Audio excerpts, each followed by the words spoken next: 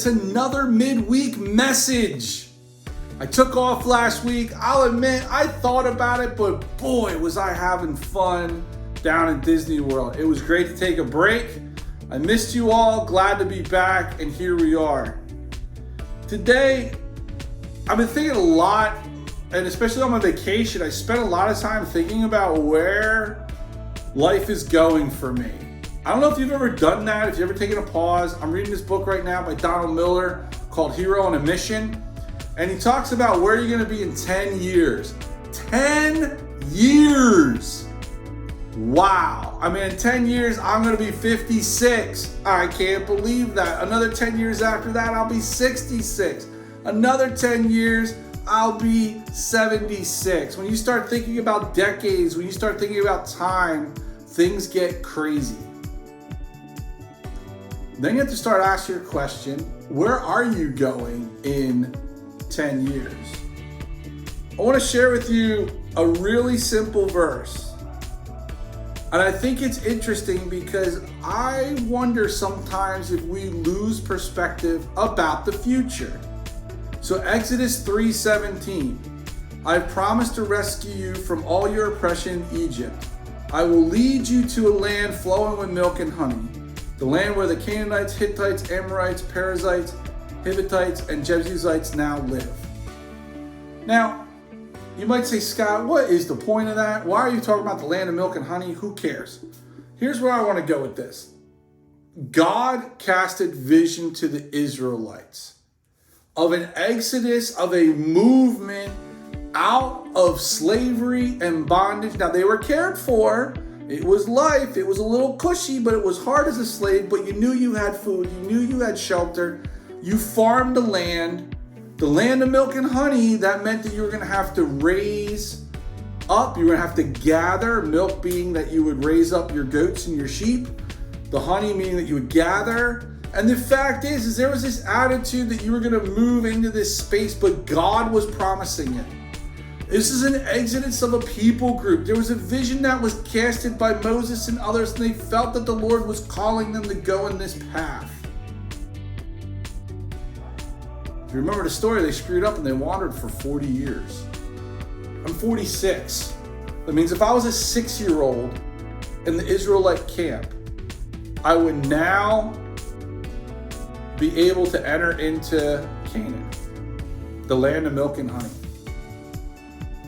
I started thinking about my life, and I wonder if you've ever sat back and pondered and thought and just paused about where you've been in your life. If you think about if you think about the Israelites leaving Egypt, you're talking about 40 years. Where's 40 years been for you? Maybe you're watching this and you're not even 40 years old yet. So I just started thinking more and more about this concept of being and looking forward. And I started to think about even the past 10 years. The past 10 years of life has been very different for me. I look at the past 10 years because 10 years ago is when we started doing ministry here on this property, the former Peace Mennonite Church property. Matter of fact, 10 years ago, this was a clothing pantry. That free clothing was given out to the community. The usage started to die off. In this room, then later it became a storage facility. Then it became a bicycle shop, and now it is a sandblast cabinet, paint booth, and excuse me, you're still reminded to be meticulous in life. Take hold of those details. Try to do life the best you can. We even still have here, if you love the Lord Jesus or not, when are you not witnessing? And the answer below is never. You know, I look at this space, and I stood in here today to do this because 10 years ago, this was so different, and no one would have thought that a sandblast cabinet would be here and that boundaries would be expanded. And I look at my life over the past 10 years, and I realize I've had like almost 10 different paychecks in different fashions from different organizations, from nonprofits and consulting to pastoring. In the past 10 years, I've worked in 3 different churches. Like, I think about how much has changed in 10 years, and I'm excited about to see where the next 10 years of my life goes. And I think the difference that I'm doing now is I'm asking God, help me see the next 10 years. You were able to cast a vision, Lord, to the Israelites of Canaan. Where's my Canaan? So I'm on this journey right now, and I'm wrestling with the fact that I know the Lord can see in the future and help guide, because he's so big that he sees all the possibilities. So if he's able to help me see down a good path, and for me to let him light my path, as it says in Proverbs, lamp unto my feet and a light unto my path, I don't necessarily need to know all the details. But at least I can start looking at the plot line of the story, and I can start saying in 10 years, I'd like to be here or there. I implore you to start thinking about your future. It's easy to just live in the moment all the time, but our God gives us the ability to have vision, to think about expanding our boundaries. Do you even think about it? Or do you like to settle into your routine? Maybe God's preparing you for something more.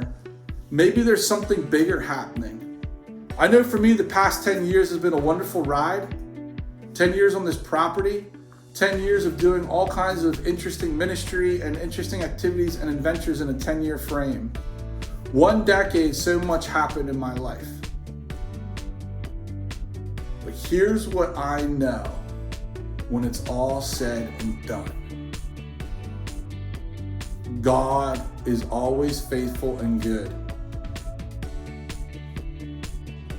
Most of the time we look at things and we have to ask the question, when those rough things happen, when I look at my past 10 years and I look at some of these rough things that happened, was I able to redeem those spaces to have meaning and purpose in my life as I keep traveling with God? Was I able to take those harsh points and redeem them with the Lord and create new spaces? So here's the deal, folks. All I'm asking you to do is this week, take some time to reflect on the past and ask the deeper questions. Spend some quiet time with the Lord. Ask for some vision for the next 10 years of your life. And feel free, if you're looking to read a good book, check out Hero on a Mission with Donald Miller. But I'm telling you right now, 1 decade goes by fast and a lot can happen. But God, as Donald Miller said, I love this quote, God is the author of our story, and then he handed the pen for us to keep on writing. And we have this ability to choose, we have this ability to think for ourselves, and we get to make some choices. So God bless. Have an awesome rest of your week, and I look forward to hearing from you. Drop some comments, throw out some likes, share it out to your friends. Hey, if you're not subscribed yet, subscribe. Hang out with us. And stay tuned this Sunday, because we're going to be talking more about the 9 spiritual arts. The 9 arts of spiritual conversation. Have a great rest of your week, and God bless.